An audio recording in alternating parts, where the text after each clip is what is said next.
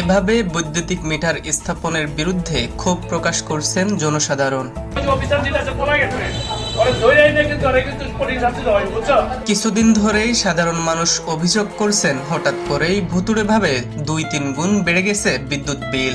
স্বাভাবিকের চেয়ে বেশি বিদ্যুৎ বিলের ভার বিরূপ প্রভাব ফেলছে সর্বস্তরের মানুষের জীবনে। অভিযোগের তীর প্রিপেইড বা ডিজিটাল মিটারের দিকে। এমন পরিস্থিতিতে নারায়ণগঞ্জে বিদ্যুতের প্রিপেইড মিটার লাগাতে গেলে স্থানীয় এলাকাবাসী ক্ষিপ্ত হয়ে পড়েন।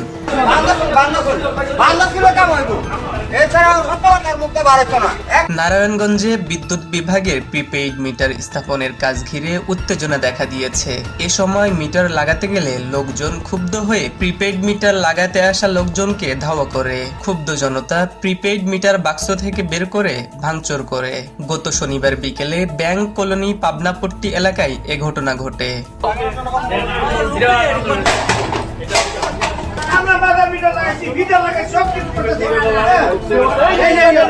স্থানীয়দের দাবি, নতুন প্রিপেইড মিটারে বিদ্যুতের বিল আগের তুলনায় বেশি আসে।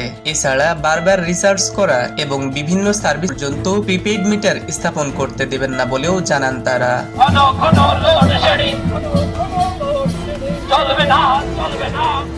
একদিকে আকাশ ছোঁয়া বিদ্যুৎ বিল, অন্যদিকে দেশের বিভিন্ন জেলায় বিদ্যুতের উকিঝুঁকি। রাজধানীর বাইরে বিদ্যুৎ বিভ্রাট ও ঘন ঘন লোডশেডিং এর কারণে জনজীবনে অসহনীয় ভোগান্তি দেখা দিয়েছে। দেশের বিভিন্ন স্থানে অনেক বিদ্যুৎ কেন্দ্রে প্রতিবাদ, হামলা, ভাঙচুর, এমনকি অপ্রীতিকর ঘটনা ঘটতে দেখা যায়।